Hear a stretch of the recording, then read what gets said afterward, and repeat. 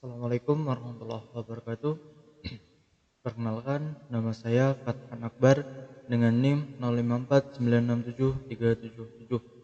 Pada video kali ini, saya akan membahas mengenai tugas yang kedua dari mata kuliah jaringan komputer, yaitu tugasnya menjelaskan beberapa basic command yang ada di dalam command prompt Windows. Beberapa command prompt di sini juga bisa digunakan untuk sistem operasi Linux. Ya, mungkin ada sedikit perbedaan, beberapa command perbedaan yang dimana ketika menggunakan sistem operasi Windows itu bisa menggunakan command tersebut, dan di sistem operasi Linux tidak bisa menggunakan command tersebut.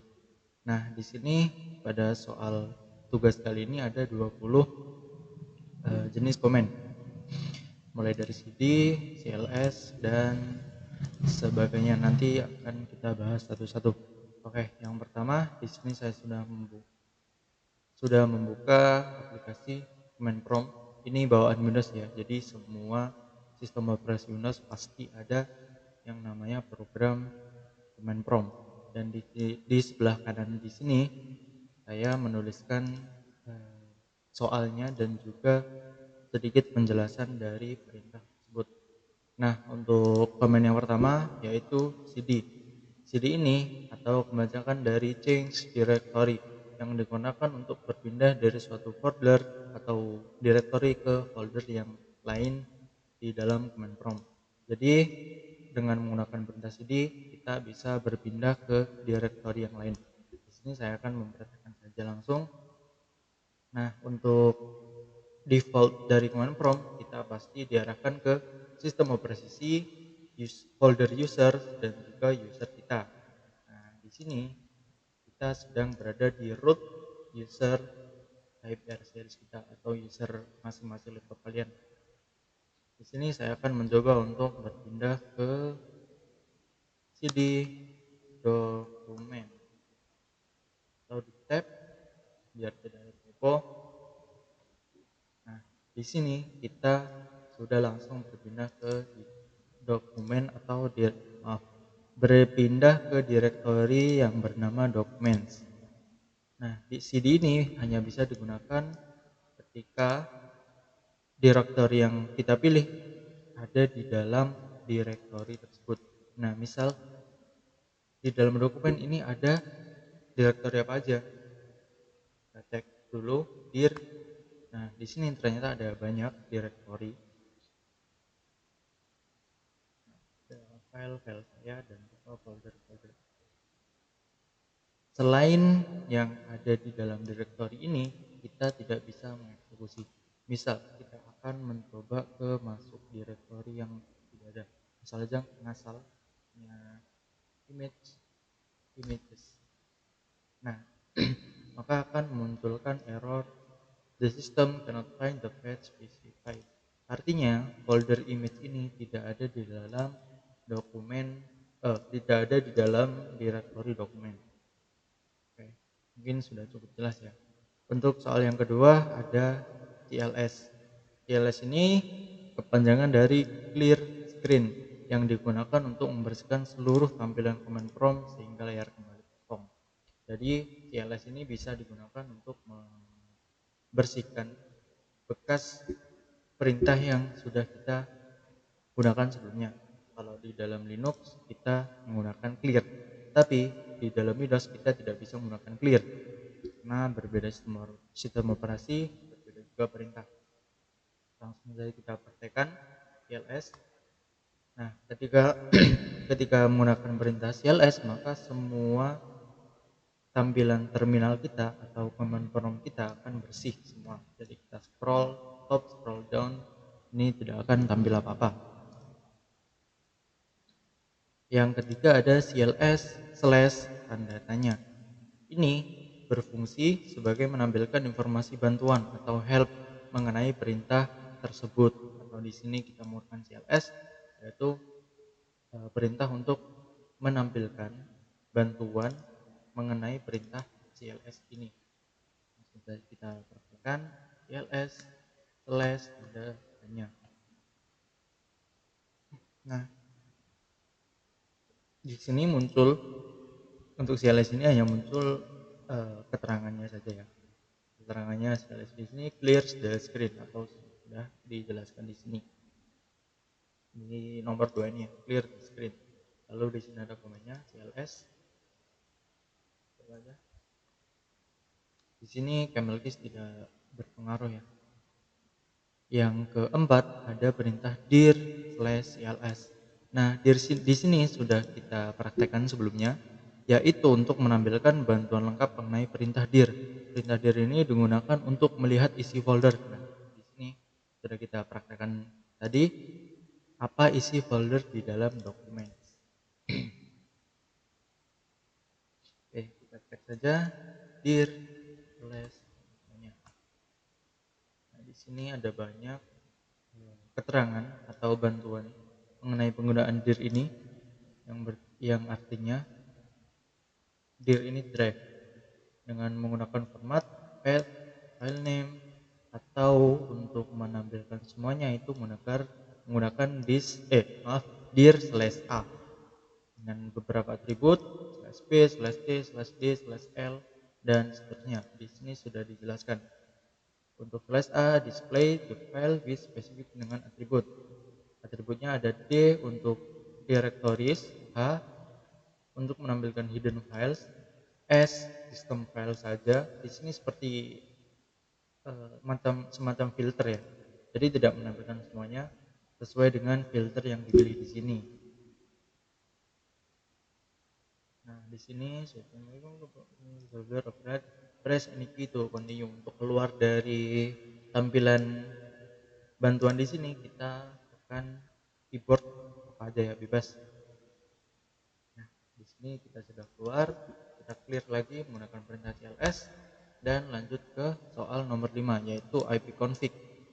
Ipconfig ini berfungsi sebagai menampilkan konfigurasi dasar pada komputer. Perintah ini digunakan untuk mengetahui alamat IP yang sedang digunakan komputer, subnet mask, dan default gateway. Nah, informasi ini sangat berguna ketika melakukan troubleshooting jaringan. Ipconfig ini sangat berguna sebagai untuk mengecek apakah ada masalah atau tidak. Biasanya sering dipakai IT support. Nah, kita langsung saja tes IP config. Nah, di sini langsung menampilkan semua informasi mengenai jaringan yang sedang kita gunakan. Di sini saya menggunakan jaringan WiFi dengan nama Redmi Note 13 5G. Di baris pertama ada wireless LAN adapter local area network. Di sini karena saya tidak pakai, maka tidak menampilkan status apa, tidak menampilkan informasi apa-apa. Yang kedua juga sama, di sini masih menggunakan local area network. Ini kosong. Nah, untuk jaringan yang sedang kita pakai ini ditampilkan statusnya di sini dengan terangan wireless LAN adapter WiFi, connection specific DNS-nya kosong, lalu IP versi 6-nya. IP versi 6 ini jarang dipakai ya, atau bahkan masih belum jelas. Nah, di sini saya menggunakan IP versi 4. Saya mendapatkan IP 10.78.76.166 dengan subnet mask 255.255.255.0. Ini titik kembali bebas ya. Lalu gateway-nya 10.78.76.125 dengan gateway-nya ini. Di sini lalu Ethernet, virtual Ethernet. Di sini saya mendapatkan IP 172.27.112.1. Nah, yang terakhir di sini karena saya juga menggunakan WSL pada laptop saya, maka ini ditampilkan status internetnya. Di sini jaringan WSL saya mendapatkan IP 192.168.176.1 dengan subnet 255.255.240.0. Seperti itu. Jadi ipconfig ini untuk menampilkan informasi jaringan yang sedang kita gunakan saat ini. Lanjut ke soal nomor 6, kita clear dulu. ipconfig/all. Nah, ipconfig ini command ini digunakan untuk menampilkan seluruh konfigurasi jaringan secara lengkap. Selain elemen IP, perintah ini juga menampilkan hostname, MAC address atau physical address, DHCP server, DNS server, status DHCP, waktu perolehan masa dan masa berlaku IP.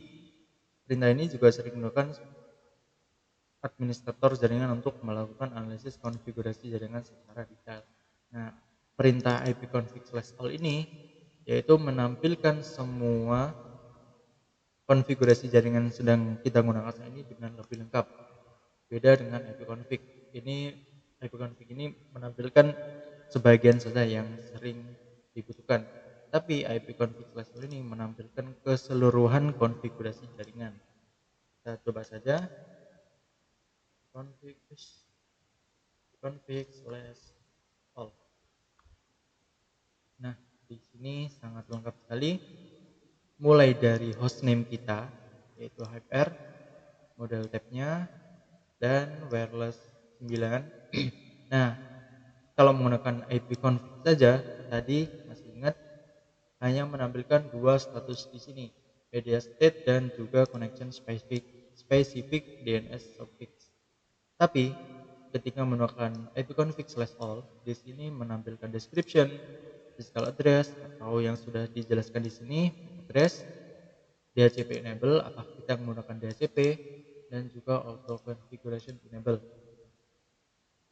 Ini masih sama, menambahkan beberapa status di sini masih sama, dan kita menggunakan WiFi di sini menampilkan secara lebih lengkap kita menggunakan ipconfig/all. Mulai dari hostname yang tadi, lalu MAC address, kalau address di sini, DHCP server, DNS server.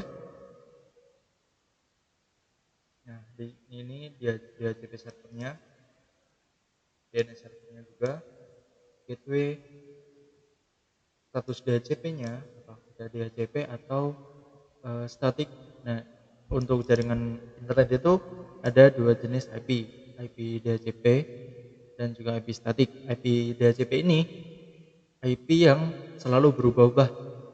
Jadi setiap kali kita disconnect jaringan lalu connect lagi bisa jadi mendapatkan IP yang berbeda dari sebelumnya. Tapi kalau yang IP static yaitu kita bisa menyeting IP static yang artinya tidak akan berubah. Jadi IP-nya ya itu terus akan berubah.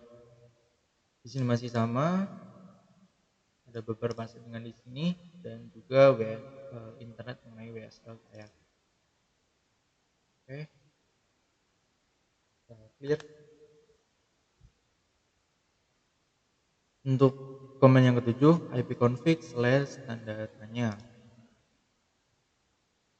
Nah, di sini berfungsi untuk menampilkan seluruh opsi dan parameter yang dapat digunakan bersama perintah ipconfig seperti /release, renew, dan fuse DNS dan juga lain-lain, masih banyak. Kita langsung praktekkan saja ipconfig/. Nah, di sini banyak sekali perintah yang bisa digunakan. ipconfig ini bisa digabungkan dengan parameter apa saja, seperti tanda tanya untuk menampilkan bantuan mengenai perintah tersebut, /all, /release, /release 6, renew, dan sebagainya. Ini all sudah kita pakai, tanda tanya sedang kita pakai sekarang, dan informasi yang lainnya.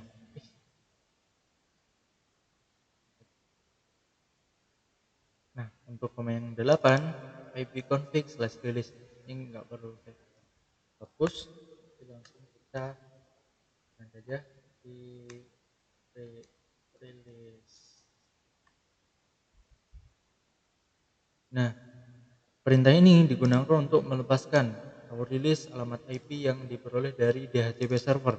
Setelah perintah ini dijalankan, komputer tidak lagi memiliki alamat IP sehingga koneksi jaringan akan terputus sementara. Nah, untuk sementara saja. Jadi setelah terkoneksi maka akan dapat internet lagi, langsung dapat internet ya. Di sini keterangan operation can be performed local area network 9 karena media disconnect. Media koneksi 9 dan 10 ini kita tidak pakai, maka akan menampilkan seperti ini. Nah, kita setelah disconnect tadi, di sini kita dapat yang berbeda ya. Ya nggak sih? Tadi juga lupa, harusnya berbeda atau bisa sama karena kita tadi sempat memutuskan jaringan untuk sementara waktu. Kita putus sebentar, lalu akan tersambung kembali. Seperti itu. Yang ke-9 ada ipconfig/renew. Kita clear dulu aja. Perintah ini digunakan untuk meminta alamat IP baru dari DHCP server setelah sebelumnya alamat IP dilepaskan menggunakan ipconfig release. Nah, perintah ipconfig ini berfungsi untuk meminta alamat IP baru atau mendapatkan IP yang baru ya dari sebelumnya.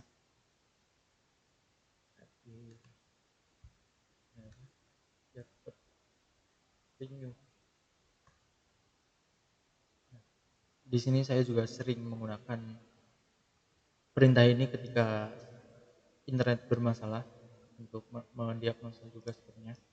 Nah, di sini untuk perintahnya berfungsi untuk meminta alamat IP baru dari DHCP server setelah sebelumnya alamat IP dilepaskan. Menggunakan ipconfig/release. Nah, seperti yang sudah saya jelaskan, perintah ini sering digunakan untuk memperbaiki masalah koneksi jaringan. Misal sebelumnya koneksi ISP kalian ada masalah, terus sudah kembali normal, tapi di dalam laptop masih belum dapat internet atau masih bermasalah, maka kita melakukan perintah ipconfig/renew untuk meminta alamat IP baru. Kalau sebelumnya belum mendapatkan internet, maka harusnya setelah itu akan kembali mendapatkan jaringan IP lagi. Untuk komen yang selanjutnya, ipconfig/display_DNS yang berfungsi sebagai menampilkan daftar cache DNS yang tersimpan pada komputer. Cache DNS ini berisi hasil pencarian nama domain yang pernah diakses sebelumnya, sehingga proses akses website menjadi lebih cepat. Ini ipconfig/display_DNS.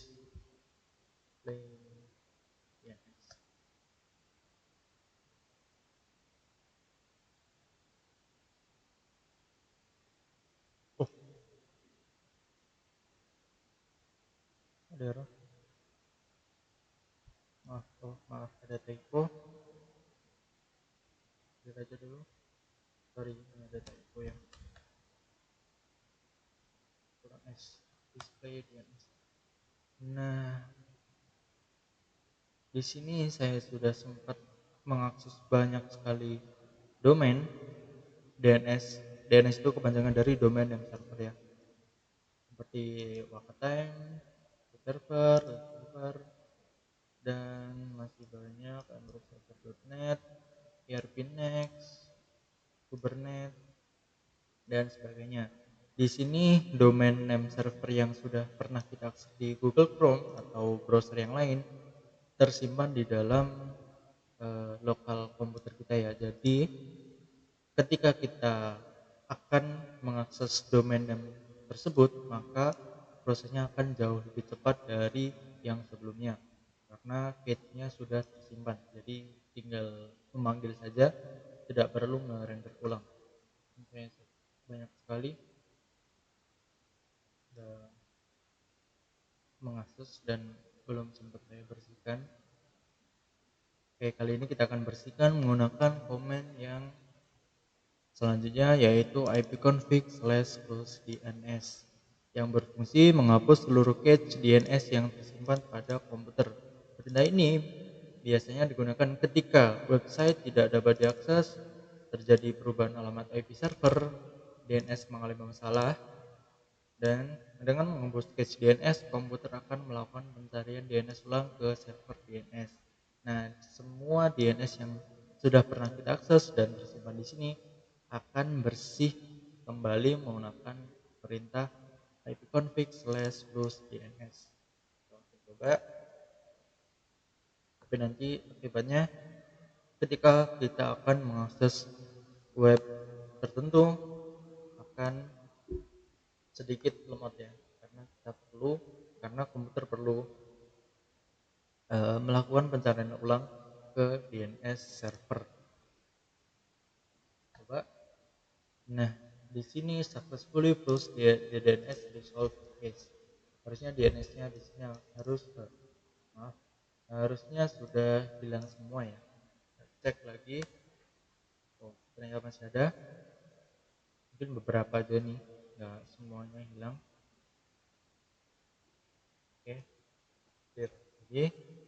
Untuk perintah yang selanjutnya, ipconfig/register DNS. Perintah ini digunakan untuk mendaftarkan ulang alamat DNS komputer ke DNS server. Perintah ini umumnya digunakan pada jaringan perusahaan yang menggunakan Active Directory dan DNS server internal, yang menggunakan server internal ya. Kita langsung coba aja, kita copy biar cepet. Nah, di sini saya ada error, ini saya juga kurang mengerti sebenarnya, tapi teman-teman bisa menambahkan di kolom komentar ya. Kayaknya ini perlu akses yang lebih tinggi ya, atau administrator atau apa gitu, atau karena di sini saya menggunakan hotspot dari HP, mungkin ini tidak akan muncul ya. Oke, menuju ke perintah yang selanjutnya, yaitu ping. Ping ini digunakan untuk menguji konektivitas antara komputer dengan host tujuan menggunakan protokol ICMP atau Internet Protocol Message Protocol. Perintah ini dapat digunakan untuk mengetahui apakah host tujuan dapat dihubungi, waktu respon jaringan atau latensi, kualitas koneksi jaringan. Di sini saya akan mencoba untuk mengeping DNS-nya Google ya. Nah, di sini langsung mendapatkan, ini kok nggak lagi ya, versi 4. Nah, oke, nggak apa-apa. Di sini jaringan saya terpantau cukup stabil ya, tapi pingnya cukup tinggi di 56 milisecond, 75 milisecond, dan 66 milisecond. Tapi ini sudah cukup sebenarnya, cuman latensinya ini cukup tinggi jaringan saya. Dan google.com ini bisa dihubungi. Kalau kita tidak ada internet atau internet kita bermasalah, harusnya ping google.com ini tidak akan berjalan atau biasanya menampilkan keterangan request time out. Untuk komen yang selanjutnya ada netstat. Netstat ini atau network statistik digunakan untuk menampilkan informasi koneksi jaringan yang sedang aktif pada komputer. Informasi yang dapat dilihat sebagai antara lain port yang sedang digunakan, koneksi aktif, status koneksi, PID atau proses ID. Perintah ini sering digunakan untuk memonitoring jaringan dan analisis keamanan. Kita coba aja.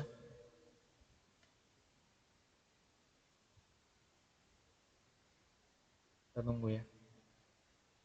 Nah, di sini sedang menghubungi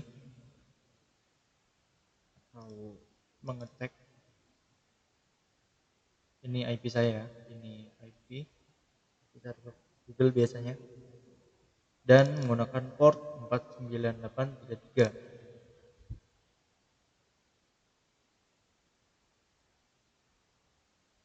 Kurang lebih seperti itu. Stop saja menggunakan Ctrl C. Untuk perintah yang selanjutnya yaitu tracer. Trace kepanjangan dari trace route. digunakan untuk melacak jalur yang dilewati paket data dari komputer menuju host tujuan.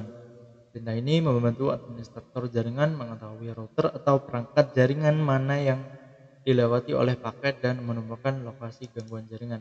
Di sini untuk melacak apakah ada masalah jaringan yang sedang dipakai sekarang. Di sini perintahnya biasanya sering dipakai untuk mengecek Google ya. Nah, di sini akan mencoba untuk menghubungi. Nah, di sini keterangan bintang ini gagal ya artinya. Request timeout. Kita tunggu sampai nomor 5 lah minimal.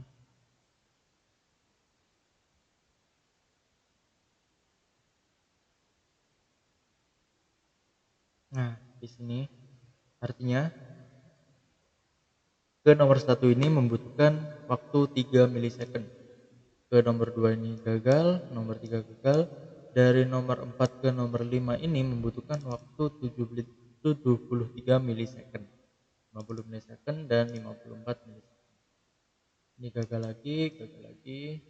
Ya, memang jaringan di sini kurang stabil ya. Oke, cukup. Lalu selanjutnya yaitu fast ping. Fast ping merupakan kombinasi dari perintah ping dan tracer. Selain menampilkan jalur paket data, perintah ini juga menganalisis kualitas koneksi pada setiap jalur yang dilewati, termasuk paket loss, latensi, stabilitas, dan koneksi. Perintah ini sangat berguna untuk troubleshooting jaringan yang lebih kompleks. Saya jujur jarang pakai.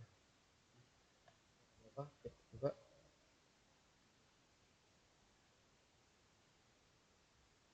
Nah, di sini nomor juga timeout nomor bisa nomor 1 kita tunggu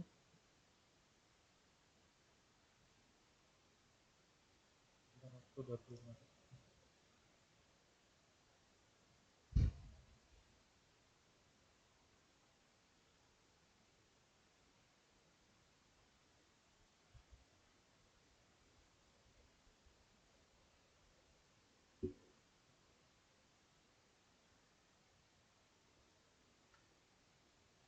Nah, di sini sudah selesai dan di sini hasil dari troubleshootnya. Nah, untuk komen yang selanjutnya ada NS lookup yang digunakan untuk memperoleh informasi DNS dari suatu domain. Perintah ini dapat digunakan untuk mengetahui alamat IP suatu domain, memeriksa konfigurasi DNS, dan mendiagnosis masalah pada DNS. Kita langsung coba saja menggunakan perintah nslookup dan nslookup google.com. Nah, di sini yang dijelaskan tadi ya, ini punya Google dan ini adalah IP server yang digunakan oleh google.com. Ini ada IP 102, 139, 100 dan sebagainya. Lihat lagi. Perintah selanjutnya ada netsh atau kepanjangan dari network shell yang digunakan untuk mengelola dan mengonfigurasi pengaturan jaringan melalui command prompt. Administrator jaringan sering menggunakan perintah ini untuk melihat konfigurasi jaringan, mengelola WiFi, mengatur IP address, dan mengatur firewall. Nah, di sini saya akan menggunakan perintah untuk menampilkan profil WiFi yang saya gunakan sekarang. Nah, saya ini saya pernah menggunakan untuk apa itu namanya, port forwarding ya, salah dari WSL ke IP Windows biasa. Nah, ini ada beberapa SSID WiFi yang pernah terhubung ke dalam laptop ini. Ada ini dan sebagainya. Lagi. Yang selanjutnya ada root. Root ini digunakan untuk menampilkan, menambah, atau menghapus entry pada tabel routing table di dalam Windows. Routing table menentukan jalur yang harus digunakan pakai data untuk mencapai jaringan tujuan. Perintah ini banyak digunakan pada administrasi jaringan yang lebih lanjut. Kita coba aja menggunakan perintah root print. Di sini tampil tabel-tabelnya, IP, DNS, dan gateway, dan sebagainya. Di sini kita bisa mengedit ya. Ada IP versi 4 dan juga IP versi 6.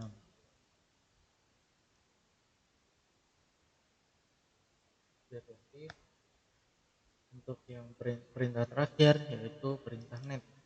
Perintah net ini digunakan untuk mengelola berbagai jaringan pada Windows seperti user account, share folder, service Windows, dan juga resource jaringan. Perintah ini merupakan salah satu tools administrasi Windows yang paling sering digunakan. Ini saya langsung coba menggunakan perintah net user. Nah, di sini langsung tampil user yang ada di dalam laptop ini, yaitu saya hanya ada satu user sebagai administrator juga dengan nama hyper series, default akunnya netadmin. Nah, ini default bawaannya. The command completed successfully. Sini cuma ada satu user saja, yaitu hyper series. Mungkin cukup itu ya video dari saya. Mohon maaf jika ada kesalahan dan penjelasan saya ada yang salah. Tolong disampaikan di dalam komentar atau bisa diluruskan ya. Terima kasih. Sekian dari saya. Assalamualaikum warahmatullahi wabarakatuh.